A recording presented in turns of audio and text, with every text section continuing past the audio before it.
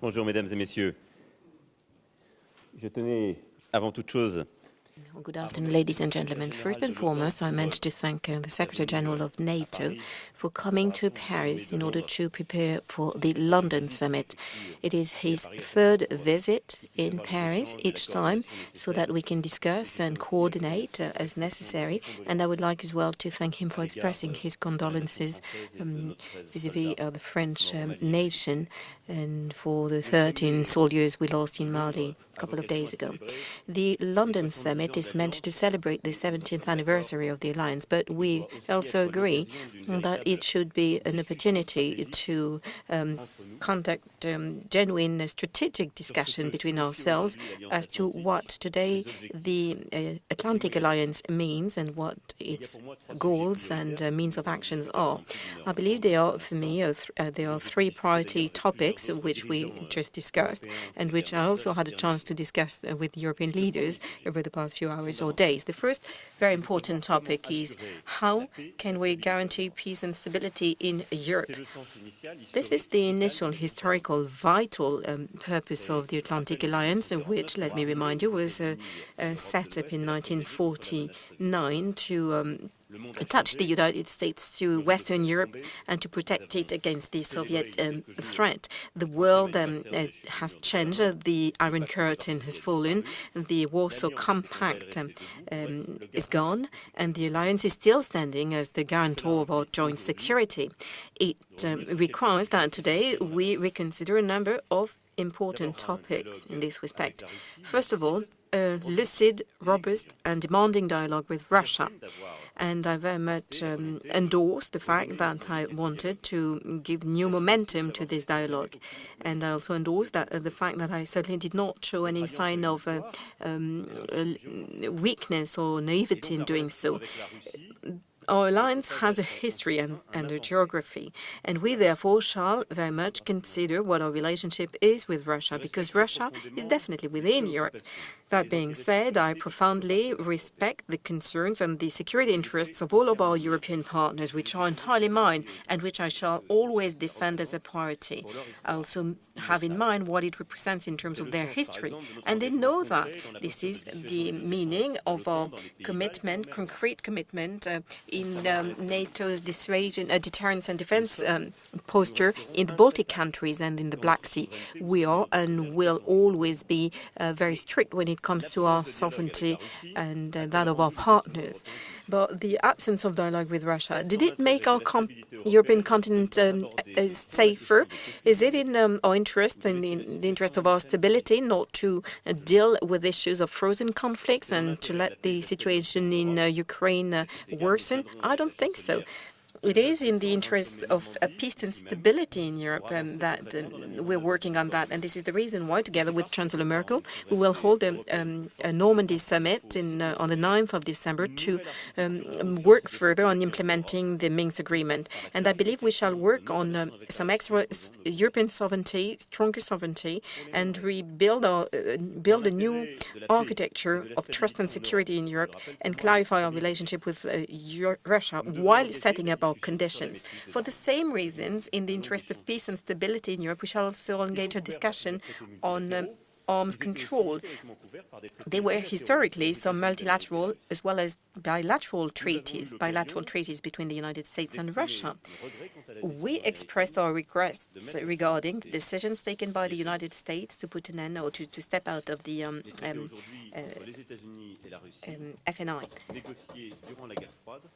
INF. The treaties negotiated by the United States during the Cold War are no longer. The INF treaty was indeed negotiated by the United States, but it is our security of the European allies which is at stake. And we cannot stay in a situation where, first of all, we did our best when Russia violated this treaty, and then we cannot simply acknowledge that we're no longer covered by this treaty, this bilateral treaty. It is therefore in our interest, as early as next week, to very much face up to the situation and discuss, first of all, within the alliance and also with the dialogue with Russia, rebuild the conditions of our security in today's world. And the new generation of agreements, which I would like to replace the NOV treaty, requires some very strong work and coordination within the alliance, in particular within the European countries, but it requires a commitment and an involvement of the Europeans. We cannot leave our security into the hands of a bilateral treaty to which no European country would be part of. Next, a number of European countries, like Poland, were not protected by the INF Treaty as they should have been. So I would like us to take into consideration all of the security interests, in particular those of the countries which are the closest to Russia, to the border.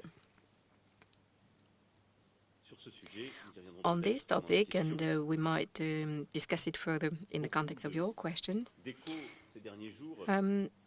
over the past few days, many reacted to the French answer to President Putin's letter.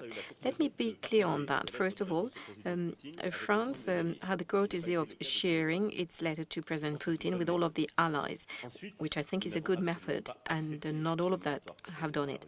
In addition, we did not accept the moratorium offered by Russia, but we considered that we should not just ignore it because it was open for discussion.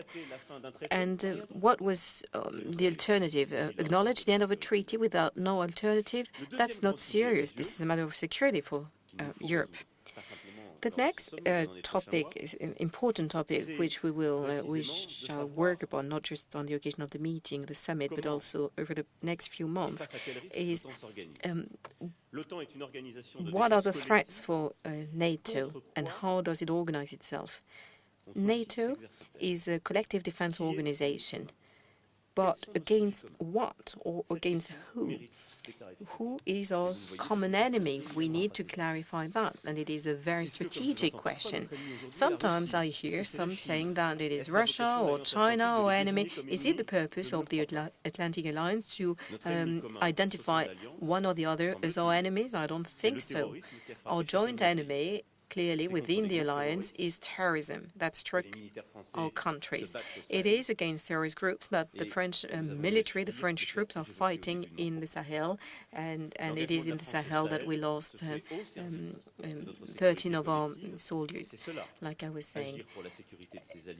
Working for the security of our allies and our own security, facing up to our operational and military responsibilities, this is what we're doing. But to clarify that, we need a common definition of terrorism, of who the terrorist groups are, and how to act in coordination against them. And let me be clear, expressing our attachment to joint security is not enough. We have to prove it. A genuine alliance requires action, deeds, decisions, not just words. I therefore very much want us to have a genuine discussions within allies to discuss our fight against terrorism in the Sahel, in the Levant, where the military intervention led by Turkey a few weeks ago in the northeast of Syria raised some genuine questions which we shall very much deal with. And it brings me to the third topic, which is the duties and the rights of the allies vis-à-vis one another. An alliance, this is what it is about, solidarity between allies. Without it means that you cannot take alone without consultation, coordination, decisions which have a very direct impact on others. I very much have in mind the security interests of our Turkish ally. They've suffered some numerous terrorist attacks on their ground. At the same time, one cannot just say express solidarity and require support and at the same time launch a military intervention which is threatening the action of the coalition against Daesh. And let me remind you that NATO is a member of it. So I very much would like us to have a genuine discussion with Turkey, dialogue on this topic, as well as the compatibility of our armed systems, given that Turkey acquired some S-40, because the interoperability between our armies is very much the military added value of the organization. The Secretary General, as you know, and as our ally know, you can rely on France, on its commitment and on our army to defend our security. This is the reason why France is a reliable ally. This is also the reason why France shall be a demanding ally. And at key moments, we want strategic issues to be very much discussed. Our military know very clearly what it means to be allies on the ground. So when the heads of state and government meet, we shall very much match what they're doing to protect our security and risking their life by facing up to the reality when we deal with these issues. And this is very much because I have trust in the vitality of our alliance, that I do not want to ignore any of these challenges in London and in the coming weeks and months, given the strategic work that we will be conducting. Thank you once again, dear Secretary General, dear Jens, for being here in presence and for the quality of the discussions we had together. Merci, Monsieur le Président. Dear Emmanuel, it's great to be back in Paris and to meet with you again. And we just had good and open discussions addressing a wide range of issues, addressing how we can further strengthen and modernize the NATO alliance and how we can stand together as we face new and difficult security challenges. France has outstanding troops, high-end military capabilities, and you have the political will to deploy them when needed. You play a major role in the fight against terrorism, with thousands of troops deployed in the Sahel and in the Levant. I would like to express my deepest condolences for the loss of your soldiers in Mali this week. They were there to protect our shared security. My heartfelt sympathy to their loved ones and to the people of France. In uncertain times, we need strong multilateral institutions like NATO. NATO is the only platform where North America and Europe can address strategic issues together. We do that on a daily basis. Issues like the fight against terrorism, how to deal with a more assertive Russia, and the rise of China. And over the last years, NATO has implemented the largest reinforcement of our alliance since the end of the Cold War, with higher readiness of our forces, with combat-ready troops deployed to the east of the alliance for the first time in our history, with a new command structure, and we see that European allies are stepping up, and also that the United States are increasing their military presence in Europe. So the paradox is that while questions are being asked about the strength of the transatlantic bond, North America and Europe are doing more together than we have done for decades. And I can hardly think about any stronger demonstration of the commitment to our alliance, to our collective defense, to Article 5, than the fact that we are actually doing more together, increasing readiness of our forces, investing more in our security than we have done for many, many years. I also welcome that France is stepping up, investing more, and that you are increasing your defense budgets. And I also welcome your support for European Union efforts on defense. Done in the right way, these efforts can strengthen NATO's European pillar. But the European Union cannot defend Europe. European unity cannot replace transatlantic unity. A strong NATO and a strong European Union are two sides of the same coin. Both are indispensable for the continued freedom and prosperity of Europe. It is no secret that NATO allies have differences on different issues, including the situation in northeast Syria. But we agree on the fundamentals, standing together, defending each other. Article 5, our collective defense clause, is an ironclad commitment by all allies. So, Mr. President, the foundations of NATO are strong. We will continue to adapt, continue to modernize, and together we will look on how we can further strengthen NATO's political role. And I look forward to meet you again next week at the leaders' meeting in London. Thank you. On va répondre, je crois, à deux questions. Bonjour, Jérôme Rivet de l'AFP. Good morning. A question by Jérôme Rivet, AFP. You talked about it earlier. Would you be in favor of an implication of NATO in the Sahel against jihadism, one way or another? And for Secretary General, are you satisfied with the new formula of cost sharing for the direct budget of NATO, with a reduction of the American contribution and an increase of the German contribution, according to the information that we have? And what about France? Thank you. Sur le Sahel.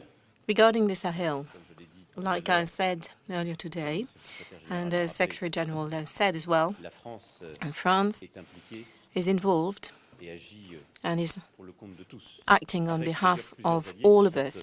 As a matter of fact, with a number of allies who stand by us and are also engaged, and I salute their contribution, be it equipment or troops as well. And also allow me to salute once again our armies and our soldiers and express our trust and that of the entire nation. Our mission there is an important one. That being said, the current circumstances in the Sahel are leading us today to consider any strategic option. I held the first meeting yesterday, and over the coming weeks we will dedicate ourselves to some deep-rooted work by the government and our army in order to look into the modalities of our intervention. And let me tell it again, all of the options are on the table. Against this background, and depending on the decisions that France will be taking, a greater involvement of the allies is, of course, something that would be very favorable. Now, as to the financial issue, like the Secretary General said, France's investments in defense, which is rooted in our military planning law, well, you know what our choices are. And then there is a clear burden sharing, and France, like we said, will not reconsider and reopen this. If some want to look into cost sharing, as it is called, they can come if they want to see what France's contribution is, they can attend the ceremonies we will organize on Monday to pay tribute to our soldiers, and then we'll see what price we're paying. The issue of burden sharing in this alliance, in NATO, I think it is important to distinguish between two very different things. One is the total defense spending, how much allies invest in the national defense. That's total defense spending in national defense budgets. The other issue, which is about much less money, is how to finance the NATO budget, the running of the NATO headquarters and some common funded capabilities. On the first issue, total defense spending, we have seen a significant shift over the last years. Because after the end of the Cold War, all allies were cutting defense budgets. Now we see that all allies have stopped the cuts. All allies are investing more. More allies meet the 2% guideline, also investing 2% of GDP on defense. And the majority of allies have already plans in place on how to meet that guideline by 2024. And France is increasing significantly, and France has clearly stated they will also meet the 2% guideline. So when it comes to total defense spending, we have seen a significant increase by allies. And if you add together what European allies and Canada do, they will have added more than 100 billion more for defense since 2016. And based on the national plans, they will add even more in the coming years. So there is no doubt that we have seen a significant change. Allies are investing more. France is investing more. Allies are investing more, and France is investing more. And this is because we live in a more unpredictable world. We need to invest more in our shared security. Then a total different issue is actually the issue you asked me about, and that is how to fund the NATO budget, the headquarters, and so on. And it's correct that we have now agreed a new formula for sharing those costs. The US will pay less, Germany will pay more, so now the US and Germany will pay the same, roughly 16% of NATO's budget. Then the rest will be shared among all the other allies, and this is a formula we then have agreed to finance the NATO budget.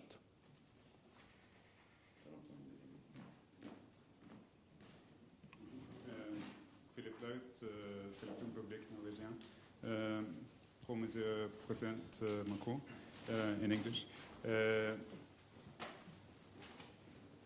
Or you can answer in French, of course. By saying that NATO is brain dead, is this your way of asking, inviting Mr. Stoltenberg to come to Paris as soon as possible? And do you still think that NATO is brain dead? And also within the same perspective, member country Turkey says that it will block the deployment of enlarging troops in the Balkans and Poland if NATO does not support its military plans in northern Syria against the Kurdish militias. This is for both of you. What is your perspective on that? And finally, protecting Europe is also about digital security and cyber security. What is your position, for both of you, on Huawei building 5G networks in Europe?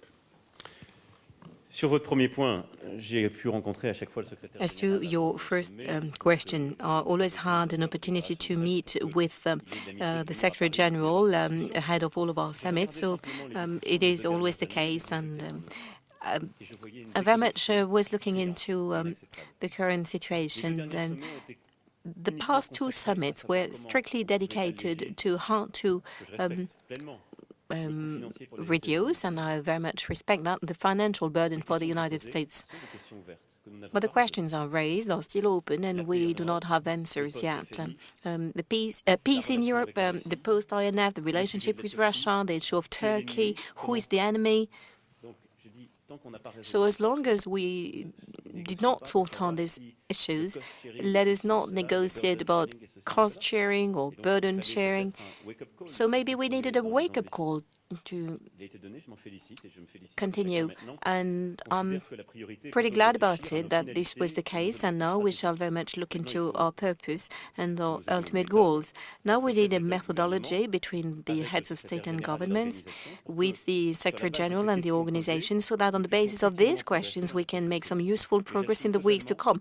But I very much fully stand by what I did in lifting the ambiguities, because I thought we have the responsibility of not simply continuing to talk about financial issues, given what the genuine challenges are today. Against this background, you raised, and that was your second point, the cybersecurity and digital security, and rightly so. Is it a topic which is crucial for NATO? I believe it can be in a world of interoperability, where we very much rely on communication equipments and systems. It is along this line that I've requested our services to work on that. I'm never pointing at a particular operator or a particular country, but I believe what we need is at the level of each country, and then at the European level, European Union level, and for some topics within NATO's allies, very much consider our operational autonomy. What are the consequences also on what today we consider as trade operations? Our armies are more and more interconnected. They will be using the 5G. Are we sure that all of the information, the intelligence we share through these channels are under our control? It is not just a commercial issue, it is a strategic one. And very often I know that people very much enjoy some discussions as a matter of principle about a country or another, but the very same have hardly any consideration for the consequences of the commercial or trade decisions taken. I'm not pointing figures, but I'm saying that on some military activities or some activities we might be launching either alone or within NATO or with some of our European partners, what are our technological vulnerabilities? We should consider any threat whatsoever. It is a fundamental thing, and I think we should very much have a different approach to that. It is essential for the future. Thank you. NATO is a strong alliance, but more than that, we are adapting, we are agile, and we are active. So we are responding to a changing world, and the reason why NATO is the most successful alliance in history is that we have been able to change when the world is changing, and that's exactly what we have done over the last years. That's exactly what we are doing. We continue to modernize this alliance by now addressing space, which is critical for our military operations on the ground, and also by addressing all the threats and challenges we see in cyberspace. We are stepping up our joint efforts to fight international terrorism, and as I said, we have just implemented the largest reinforcement of our collective defense in a generation by higher readiness of our forces, and these are issues we will then continue to address when we meet at the leaders' meeting in London. In uncertain times, we need strong multilateral institutions, and therefore we need a strong NATO. Then there is no secret that there are disagreements and differences between NATO allies. We are 29 different allies, and of course there are differences. But the strength of NATO is that we have had the same kind of differences before, but every time we have been able to overcome them to agree around our core task, protecting and defending each other, one for all and one for all for one and one for all. And by doing that, we have been able to preserve peace for an unprecedented period in Europe, which is the main task for NATO, is to preserve peace. On Turkey, that's an example where we see differences. And I expressed my concerns about the consequences of the Turkish military operation into northeast Syria. So there are differences, but at the same time, we all agree on the importance of not jeopardize the gains we have made in the fight against ISIS. We have to remember that all NATO allies are part of the global coalition to defeat ISIS, Daesh. The fight is not over, but we have made enormous progress. Not so many months ago, ISIS controlled a territory as big as the United Kingdom, 8 million people. We have liberated all those people, millions of people, and all that territory. And we have a strong agreement in NATO that we must continue the fight against ISIS. And we just met in the global coalition where all NATO allies and NATO are members. On 5G, the 5G will affect all sides of our societies. It will connect almost all things working together, so it's important for transportation, for electricity, for all aspects of the civilian life, but of course also important for military operations. Therefore, the resilience, the security of these systems are of great importance. And that's also the reason why we recently agreed updated baseline requirements in NATO for telecommunications infrastructure.